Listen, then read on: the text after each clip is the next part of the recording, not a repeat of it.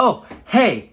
Good morning! Today we're talking about 5 things every single new developer should know about problem solving.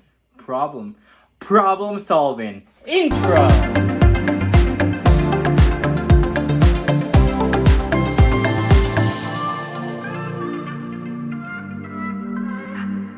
No one has all the answers.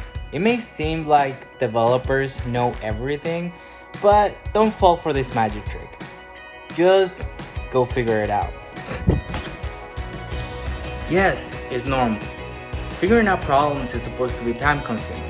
So even if other developers finish before you do, it doesn't really matter. What matters is your own development velocity. So focus on that. Keep practicing, and speed will come in time. Everything comes with practice. The more problems you end up solving, the easier it will be to utilize the methodologies learned to solve future problems. Banging your head on the desk, yes, that's normal too. The more you bang your head on the desk, the more likely you are to solve the problem. Yes, banging your head on the wall.